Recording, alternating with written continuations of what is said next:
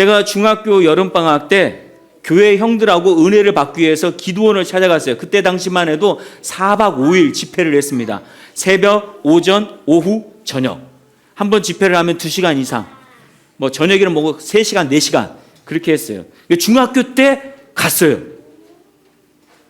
아무도 안 놀라시네. 중학교 때 이런 사모하는 마음으로 갔어요. 그래서 중학교 때 보충 수업이 있었습니다. 근데 담임 선생님한테 저는 보충 수업 못 받습니다. 왜? 전 목사 아들이거든요. 기도하러 가야 돼요. 제가 실제로 그렇게 얘기했어요. 아무도 안 놀라시네. 그리고 보충 수업을 빠지고 형들과 함께 이 기도원에 갔어요. 쌀하고 김치만 들고, 거기서는 그때 당시에는 직접 밥을 해 먹어야 했어요.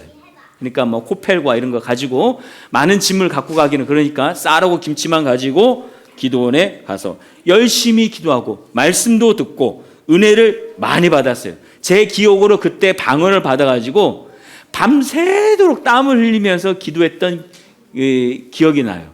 아침에 일어나 보니까 여기 막 주변이 막 땀으로, 카페트가 땀으로, 저의 땀으로 다 젖어 있었던 기억이 납니다.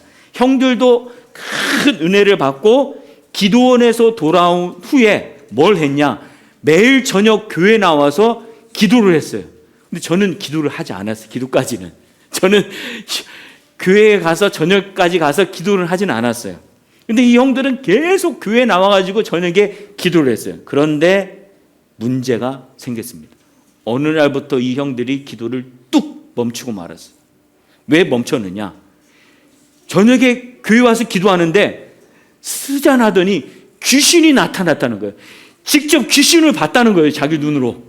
그래가지고 기도를 하다가 주랭랑을 쳐가지고 그 다음부터 무서워서 교회 가서 기도를 하지 못하는 거예요. 그리고는 은혜 받았던 거 다 식혀버리고 더 이상 기도도 못하고 기도가 다 식어버린 것을 제가 그때 봤습니다. 저도 만약에 그 형들과 함께 교회에서 기도했다 한다면 은혜가 빨리 식어버리지 않았을까, 그런 생각도 듭니다. 제가 왜 이런 얘기를 하느냐? 우리의 신앙이라는 것은 항상 대립적인 상황에 놓여 있습니다. 하나님이 계신가 하면 그 반대편은 뭐가 있어요? 사탄이 있죠. 그래서 우리가 신앙을 생각할 때는 늘 뭘 생각합니까? 하나님을 많이 생각하죠. 그렇죠? 하나님을 많이 생각하고 하나님께 대한 믿음을 많이 생각해요. 그래서 내 믿음이 약해지면 내 믿음이 약해졌다. 하나님께 대한 믿음이 약해졌다. 뭐 내 신앙생활을 내가 열심히 하지 못하고 있다. 이렇게 하나님 쪽을 향해서만 생각할 때가 많이 있어요. 그리고 그 반대의 경우는 생각하지 못하는 거예요. 무슨 말이냐면 내가 하나님께 대한 믿음이 약해지고 하나님께 대한 나의 신앙의 열정이 식어진 이유가 요 반대편에서 원인이 있을 수 있다는 것을 생각하지 못할 때가 너무 많다는 것입니다. 그러나 여러분, 너무나도 분명한 것은 지금도 살아서 존재하는 이 사탄은 호시탐탐 누구를 찾고 있어요? 사자처럼 삼킬 자를 찾고 있다는 사실을 우리가 늘 기억을 해야 돼요.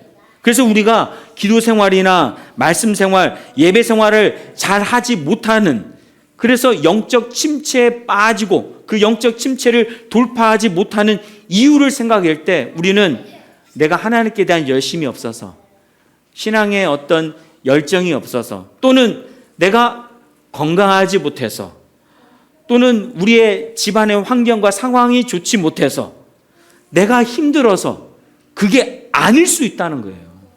그게 아닐 수 있다는 거죠. 사단이 우리 안에 갖고 있는 틈을 가지고 우리를 억누르고 공격하기 때문에 그럴 수 있다는 것입니다. 제 생각에는 그럴 수 있다는 것이 아니라, 신앙이라고 한다면 분명하게 사단은 그 틈이 있다고 한다면 그 틈을 비집고 우리를 공격하기 때문에 우리가 돌파하지 못하는 이유가 충분하다고 저는 생각이 듭니다. 성 이그나티우스라고 하는 아주 유명한 영성가가 있는데, 이분의 영성 수련이라고 하는 책에 보면 이런 내용이 있습니다. 사령관이나 부대장이 진을 치고 적군의 힘과 방비 상태를 정탐하여 상대의 가장 약한 부분을 공격하는 것처럼 인류의 원수인 마귀도 우리의 모든 덕행, 즉 신앙, 육체, 윤리를 계속 조사한다. 그리하여 어느 부분이 제일 부족한지, 또한 영원한 구원을 향한 삶에서 가장 약한 부분을 찾아 공격하여 우리를 정복하려고 한다. 장로님 요즘도 고려 거란 전쟁 잘 보시죠? 예, 거란족이 막 막 와가지고 그 길목을 딱 최수종 강감찬이 지키고 있는데 거란이 어떻게 공격합니까? 여기에 살짝 공격하는 척 하다가 개경, 그 당시 고려의 서울인 개경으로 바로 직진해서 가버려요. 그러니까 강감찬이 놀라가지고 막 뒤쫓아가는데 그 가장 약한 틈을 잡고 이 거란 대장이 바로 개경으로 공격하잖아요. 사탄도 마찬가지예요. 사탄도 우리의 가장 약한 부분을 공격해서 우리를 정복하려고 한다는 것입니다. 케네스 해긴 목사님이 쓴 승리하는 교회라고 하는 이 책에 보면 사단의 공격에 넘어지는 3단계가 나와요. 3단계. 그러니까 우리가 사단의 공격에 넘어지는 3단계가 있는데 첫 번째는 뭐냐? 억눌림이에요. 억눌림. 이 억눌림 뭐냐? 이 단계는 사탄의 그 육체의 어떤 억눌림으로 우리의 마음이 좀 우울하거나 또는 기분이 별로 좋지 않거나 또는 몸이 조금 아프거나 어떤 염려나 불면증에 시달리는 단계가 바로 이 억눌림의 단계. 억눌림의 단계. 그러니까 내가 교회 왔는데 우울해. 그거 한번 생각해 봐야죠. 내가 억눌릴 수 있는 거예요. 예배를 드렸는데 별로 감흥이 없고 그냥 더 침체되고 그래. 이거 목사님 때문이야. 그게 아니라 사단의 억눌림 때문에 그럴 수 있다는 거죠. 두 번째는 사로잡힘의 단계입니다. 억눌림의 상태에서 악한 영에게 그냥 마음을 활짝 연 상태에서 사단이 그 마음에 들어와서 생각과 육체와 감정과 마음을 사로잡는 단계예요. 사로잡는. 이때는 약간 병적인 어떤 증상들이 나타날 수가 있습니다. 뭐 우울이나 불면증이나 어떤 육체 아픔, 이것이 고착화될 수 있는 단계로 들어갈 수 있는 것이죠. 세 번째 단계는 뭐냐? 완전히 점령당하며. 완전히 점령당하며. 이건 뭡니까? 그 마음과 정신과 육체뿐만 아니라 그 영까지 완전히 그 귀신에게 사로잡히는 단계예요. 다행히도 우리 믿는 사람들은 어떨까요? 영까지 사로잡힐까요? 믿는 사람들은 우리의 영까지는 사로잡히지 않아요. 왜? 우리의 영이 예수 그리스도를 통해서 구원을 받았고 우리의 영이 하나님께 속해 있기 때문에 이 영까지 사로잡히진 않아요. 그러니까 우리 그리스도인들은 완전히 점령 담안까지는 가지 않습니다. 그런데 어디까지는 갈 수 있습니까? 억눌림과 사로잡힘까지는 갈 수 있다는 거예요. 그러므로 여러분, 우리는 사탄에게 틈을 보여서는 안 돼요. 잠시 틈을 보여주고 사단이 나를 억누르거나 사로잡았다 할지라도 어떻게 합니까? 빨리 그 틈을 방비를 해야 돼요. 보수를 해야 돼요. 방어 체계를 만들어야 한다는 것입니다. 그래야 우리는 돌파할 수 있어요. 다시 성령의 충만함을 받을 수 있습니다. 그리고 이런 사탄의 억눌림과 사로잡힘에 벗어나서 자유함을 얻을 수 있다는 거예요. 진정한 평안을 얻을 수 있고 성령 충만한 상태에서 하나님의 뜻을 이룰 수 있을 줄 믿습니다. 아멘. 혹시 여러분은 혹시 요즘 억눌려 있지는 않나요? 정민정 집사님, 억눌려 있지는 않나요? 사로잡힘? 큰일 나. 내가 혹시 억눌려 있거나 사로잡힌 그런 부분이 있지는 않은지 한번 잘 생각해 보십시오. 내가 신앙적으로 좀 힘을 내야 되는데, 기도를 해야 되는데 안 된다. 그럼 한번 생각해 봐야 돼요. 생각은 있는데 안 된다. 생각을 해봐야 하는 것이죠. 내가 오랫동안 영적인 침체에 빠져 있다. 생각해 봐야죠. 생각해 봐야죠. 자, 그러면 사탄은 어떤 틈을 통해서 역사할까? 첫 번째, 두 가지만 생각해 보겠습니다. 첫 번째, 죄예요. 죄. 너무나도 당연하죠. 사탄은 죄를 통해서 우리 인간 세계에 들어와서 우리 인간을 타락시키고 우리 인간을 지배했잖아요. 그런데 이 죄는 특성상 세 가지 종류로 분류를 할 수 있어요. 세 가지 종류. 첫 번째는 뭐냐? 교만의 죄입니다. 따라서 보겠습니다. 교만의 죄. 교만의 죄. 교만이 뭡니까? 하나님보다 높아지려는 거죠. 하나님 없이 내가 내 삶의 주인으로 살아가려고 하는 것이죠. 그래서 인간 자신의 힘과 능력으로 충분히 살 수 있다 생각하고 그렇게 살려고 하는 것이 바로 교만이에요. 그래서 이런 사람은 당연히 하나님의 말씀에 불순종하죠. 순종하지 않아요. 두 번째는 태만의 죄입니다. 따라서 보겠습니다. 태만의 죄. 태만의 죄. 태만이 뭡니까? 근무태만. 아시죠? 네, 근무태만. 그런데 이 태만의 죄는 뭐냐? 자신을 형편없는 자로 여기는 자기 배야. 하나님은 우리를 존귀하게 만드셨는데 자기 자신을 형편없는 자로 자기 비하를 해요.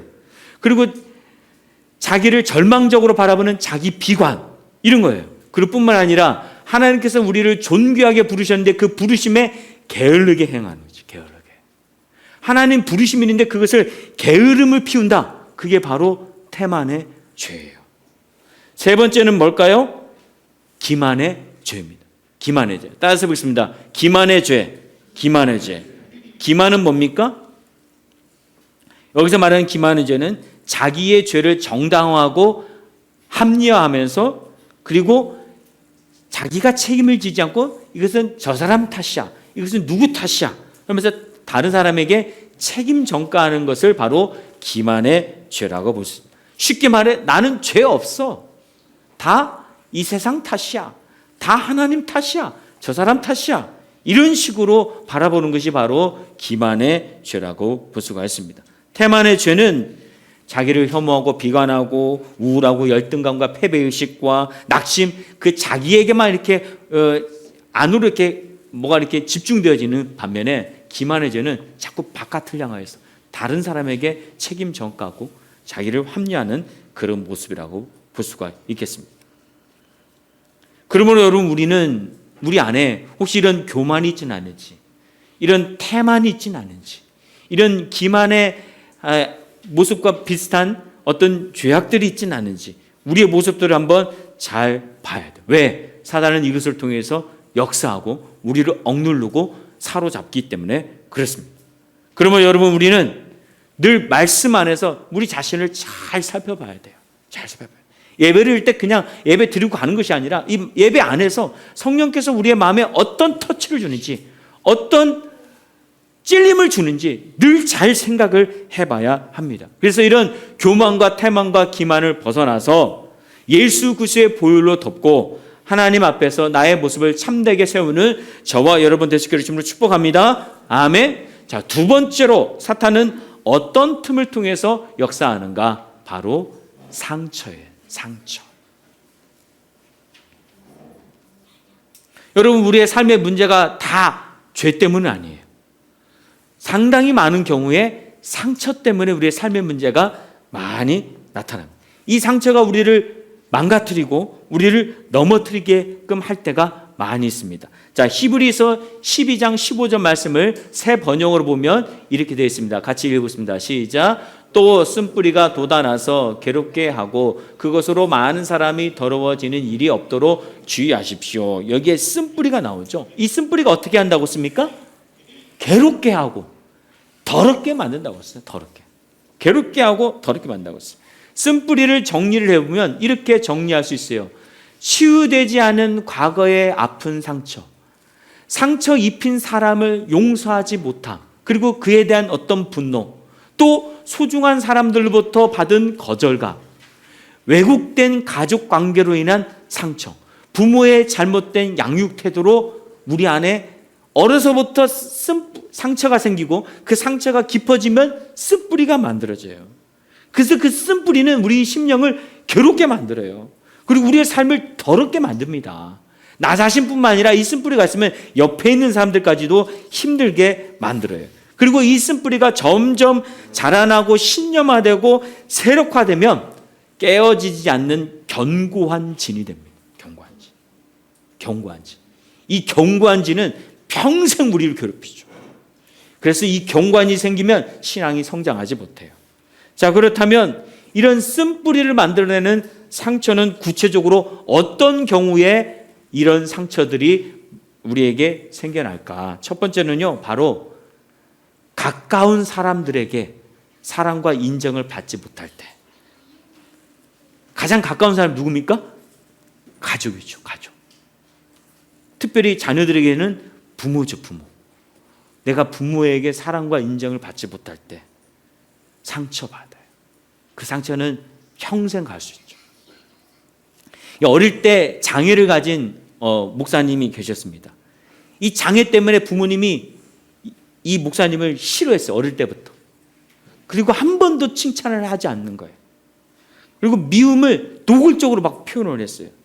그럴수록 이 목사님은 어릴 때부터 부모의 사랑과 인정을 막 갈급을 했습니다. 그리고 그 사랑에 집착했어요. 한 번이라도 아버지의 칭찬을 받기 위해서 열심히 공부를 했고, 한 번은 학교에서 1등을 한 거예요. 그래서 성적표를 가지고 막 기쁜 마음으로 이 1등 성적표를 갖고 가면 아버지가 나를 칭찬하고 좋아할 것이다 라고 하면서 아버지를 향해서 저 1등 했어요 라고 말했어요. 이때 아버지가 그 성적표를 쳐다보지도 않고 뭐라고 말했냐면, 병신이 공부해서 뭐에다 써? 뜨하죠. 뜨하. 이게 평생 상처로 남았어요. 결국 목사가, 은혜 받고 목사가 되었지만 이 상처로 인하여서 평생 권위라는 것을 인정하지 못했어요. 그리고 이제 목사도 보면 어떤 영적인 권위가 있잖아요. 그 자기 자신에게 주어진 이 영적인 권위도 인정하지 못했습니다. 그래서 늘 마음의 분노와 무가치함과 외로움으로 목회를 하는 거예요. 그러니 그 교회 안에서 이 목사님 통해서 말씀을 듣고 양육을 받는 성도들을 어떻겠습니까? 완전한 하나님의 은혜를 받을 수 있을까요? 불가능하다는 것이죠. 불가능하다는 것이죠. 가까운 사람부터 사랑과 인정을 받지 못할 때 우리는 상처받습니다. 두 번째는, 상처는 거절당할 때 또한 상처를 받습니다. 사람이 거절감을 경험하게 되면 내가 가치 없는 존재구나 라는 것을 보게 돼요. 거절당하면 나는 버림받았다 이렇게 생각하죠. 그래서 나의 무가치함, 분노, 외로움, 이런 적대감 속에서 살아가게 되어진다는 것입니다. 자, 요즘은 그렇지 않지만 과거에 그 남아 선호 사상이 있을 때는 어땠을까요? 막 여자만 낳다가 마지막에도 이제는 정말 남자이기를 원하는데 여자 낳았다. 그럼 어떻게 합니까? 진짜 끝순이 또 뭐라고 합니까? 딸그마니 막 이름 붙이고 그리고 엄청난 미움을 당하죠. 너 아들 있어야 되는데 막 이렇게 하면서, 어떤 집에서 정말 남자아이를 기대했는데 그만 여자가 태어났어요. 여자아이가 태어났다는 이유로 엄마가 이 아이를 마룻바닥에 던져놓고 쳐다보지도 않았어요. 이 신생아를 며칠을 놔뒀는데 밥도 주지도 않았는데 죽지 않고 살아남았어요. 그러니까 할머니가 주워가지고 이 아이를 키웠습니다. 이 거절감, 어렸을 때부터 아무것도 모르는 그런 상태이지만 이 거절감으로 인한 깊은 상처를 갖게 된 이 여자분은 평생을 괴로움 속에서 살았다는 거예요. 자, 이런 경우는 보통 어떤 거절입니까? 명백한 거절이죠. 근데 거절 중에는 두 가지가 있어요. 은밀한 거절도 있어요. 은밀한 거절은 뭡니까? 말 그대로 은밀하게 거절을 하는 거죠. 이런 경우에는 당사자나 또는 가해자나 이게 큰 위해를 가하거나 받는 것이 아니기 때문에 별로 심각하게 생각하지 않는 경우들이 많은데, 그러나 여러분, 은밀한 거절도 지속적으로 반복되면 어떻게 될까요? 당사자에게 큰 상처를 줄 수가 있다는 거예요. 가족 간에 내가 명백한 거절은 하지 않지만 가족 간에 어떤 뭐가 맞지 않아서 은밀히 내가 피하고 거절하고 있다. 그럼 나는 상처 주고 있는 것이죠. 그렇죠? 세 번째는, 상처가 어떨 때 생기느냐? 삶의 패배를 경험했을 때 상처가 생깁니다. 그러니까 이 상처는 내가 누군가를 때려서, 누군가 나를 괴롭혀서만 생기는 게 아니에요. 내 스스로 삶을 살아가다가 패배를 경험했을 때 내 마음이 상처를 받아요.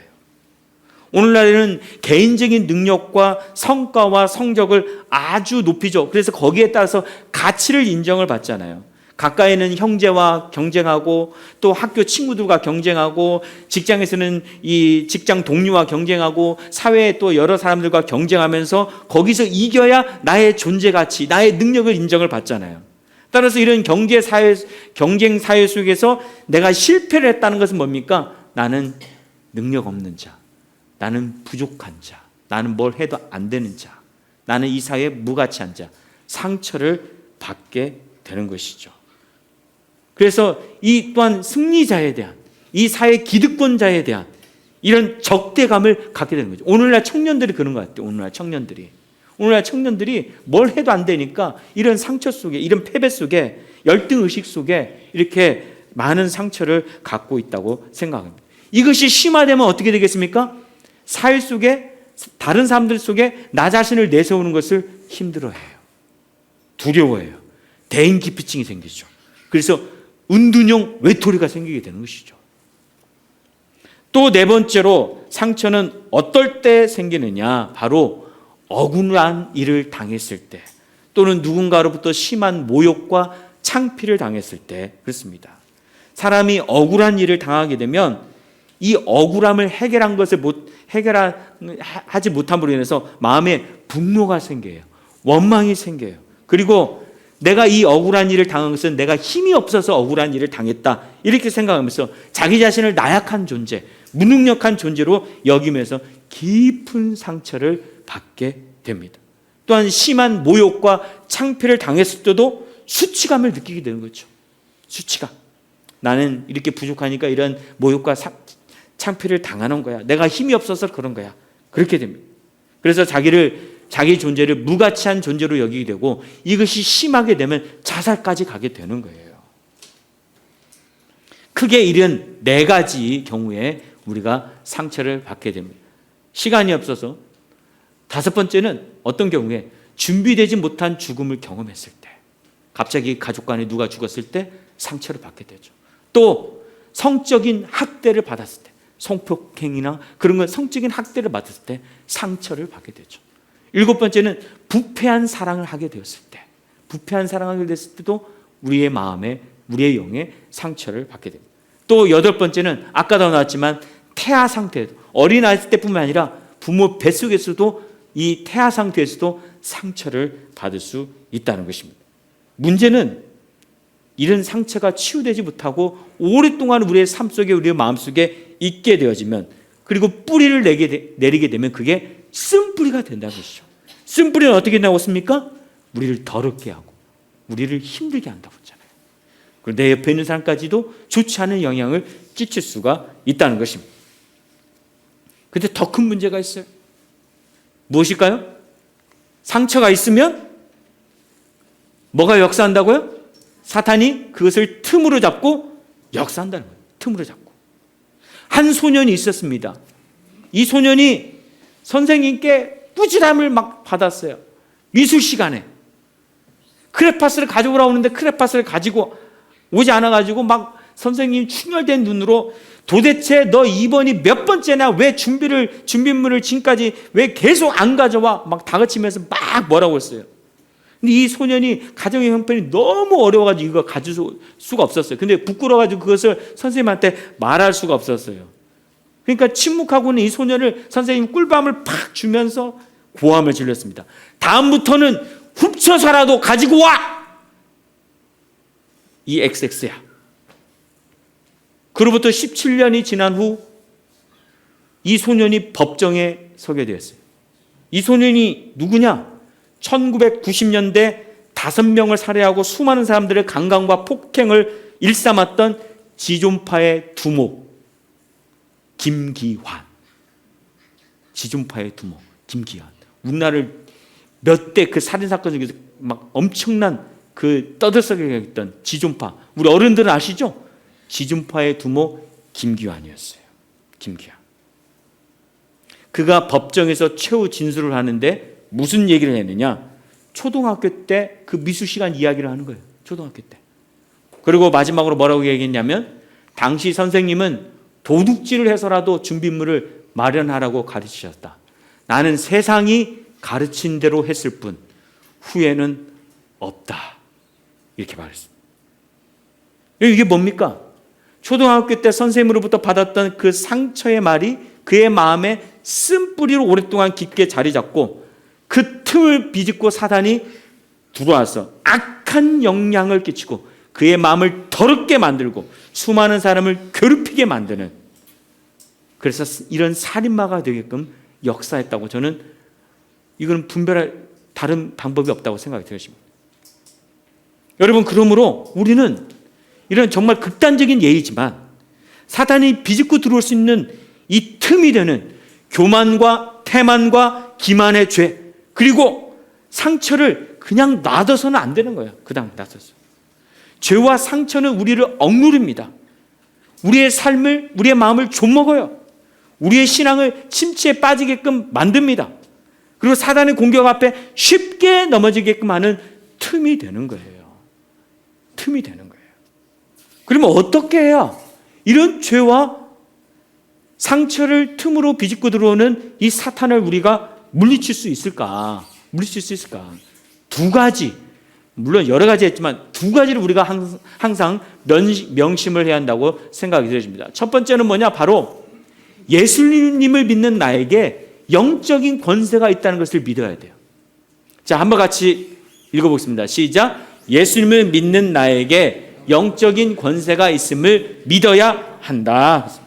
자, 요한복음 1장 12절도 같이 읽어볼까요? 시작. 영접하는 자, 곧 그 이름을 믿는 자들에게는 하나님의 자녀가 되는 권세를 주셨으니 있습니다. 여러분, 예수를 믿는다는 것은 단지 죄에서 구원받고 천국 가는 것이 아니에요. 더 중요한 것이 있어요. 그게 뭡니까? 소유권이 바뀌었다는 거예요. 내가 예수 믿기 전에 사단의 소유권이었지만 예수 믿고 나서는 하나님의 소유권이 됐어요. 그래서 하나님의 자녀가 되었어요. 하나님의 양자와 양녀가 되었어요. 신분이 완전히 바뀌게 되었어요. 신분이 바뀌었으니까 그 신분에 맞는 권세가 주어지게 되는 거예요. 제가 만약에 내일 대통령이 되면 저에게는 이 한국 땅을 다스릴 수 있는 권세가 주잖아요. 대통령의 권세가 주어지잖아요. 마찬가지로 우리가 예수를 믿으면 하나님의 자녀의 권세가 우리에게 주어지는 거예요. 여러분 모두에게는 하나님의 자녀의 권세가 있는 줄 믿습니다. 이 권세를 가지고 당당하게 살아야 한다는 거죠. 악한 사단이 실제로 내 눈앞에 귀신이 와 있다 할지라도 건드려봐, 나는 하나님 자녀야. 이 권세를 확신해야 돼요. 믿어야 돼요. 무서워. 그러면 안 된다는 거죠. 어떻게 해야 한다고요? 나는 하나님의 자녀의 권세를 갖고 있어. 나는 하나님의 아들이야, 딸이야. 이런 권세가 내게 있음을 믿고 확신해야 할 줄로 믿습니다. 아멘? 그럼 절대로 사탄이 우리를 건들 수가 없어요. 두 번째로 뭘 해야 하느냐? 바로 자녀의 권세를 가지고 예수님의 이름을 선포해야 한다. 자녀의 권세를 가지고. 자, 같이 읽어보겠습니다. 시작. 자녀의 권세를 가지고 예수님의 이름을 선포해야 한다. 했습니다. 즉, 내가 사탄보다 강한 하나님의 자녀의 권세를 가지고 있다는 그 믿음을 가지고 또 사탄보다 강한 존재가 누굽니까? 예수님이시죠. 예수님. 그 예수님의 이름으로 우리의 죄와 상처를 틈으로 잡고 두르려고 하는 사탄을 향해서 선포해야 한다고 그러죠. 사탄을 예수 그리스도의 이름으로 쫓아내야 한다는 것이죠. 요한복음 14장 13절 말씀을 보면 우리 처음에 읽었죠. 너희가 내 이름으로 무엇을 구하든지 내가 행하리니 그랬잖아요. 내 이름으로 구하면, 예수님의 이름으로 구하면 무엇이든지 행하신다고 하죠. 왜 그랬습니까? 예수님을 믿는다는 것은 예수님의 이름을 믿는다는 거예요. 예수님의 이름. 예수님을 믿는다는 것은 지금 현재 우리 눈앞에 안 보이는 그런 어떤 막연한 예수님을 믿는 것으로 끝나는 것이 아니라 예수님의 이름을 믿는 거예요. 여러분, 예수님의 이름은 어떻습니까? 우리의 입으로 늘 말할 수 있잖아요. 그렇죠? 안 그런가요?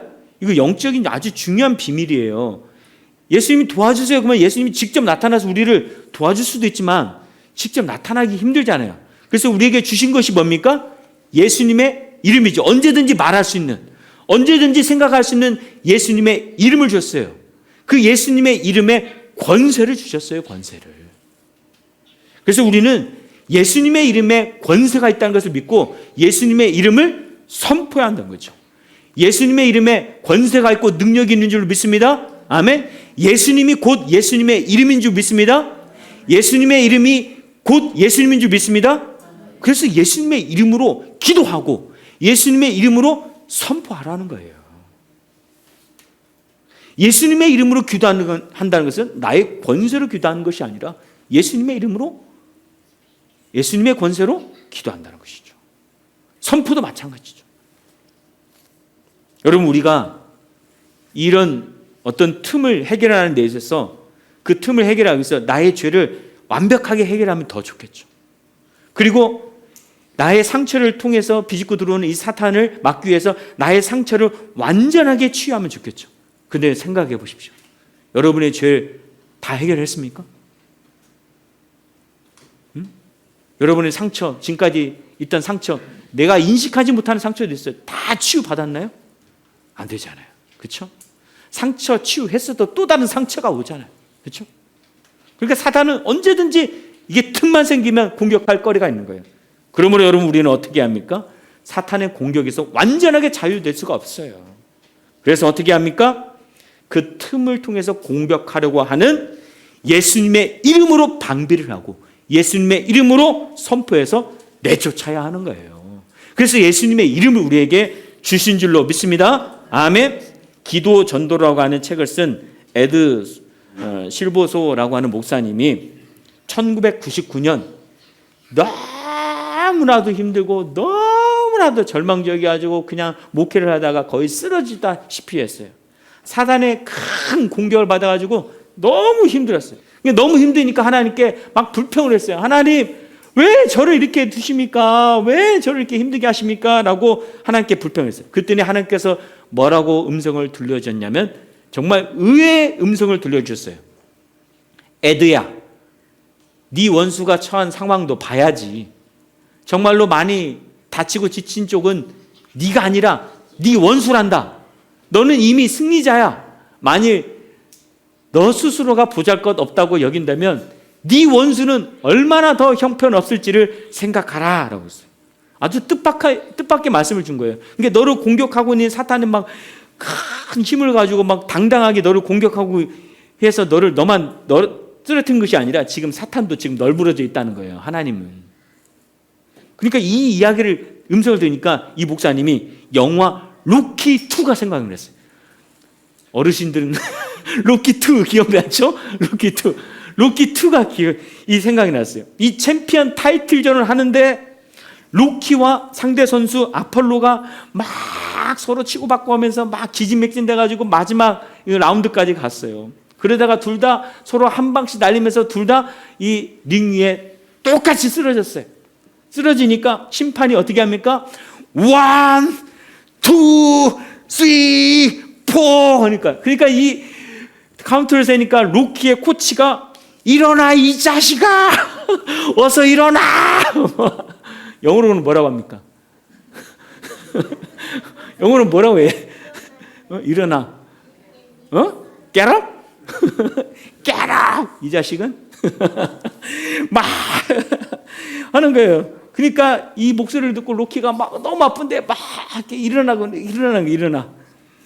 그래가지고 이 심판의 카운트가 10을 향해 가는데 간신히 로키만 몸을 일으켜서 막 거의 쓰러지려 말라가면서 딱 일어섰어요. 그 순간 9, 10 심판이 어떻게 합니까? 막 거의 쓰러질 듯한 이 로키의 팔을 잡고 오른손 밟고 승리! 외친 거예요. 이게 생각난 거예요. 에드 시보스 목사님이. 둘 다 망친 차이가 됐지만 결국 일어난 자가 승리자, 최후 승리자라는 것입니다. 주님은 오늘 우리에게 이렇게 말씀하십니다. 너만 힘든 거 아니야. 너를 힘들게 하고 지친 사탄도 지금 널브러져 있어. 왜? 내가 이미 십자가에서 그의 머리를 완전히 짓밟아 이겨놨거든. 그러니 내 사랑하는 아들아, 딸아, 예수 그리스도의 이름으로 일어나라. 안 일어나면 이 자식아 일어나. 하나님이 그럴 수도 있어요. 일어나라. 반드시 너는 승리할 거야. 이런 승리가 저와 여러분에게 있기를 주님으로 축복합니다. 아멘.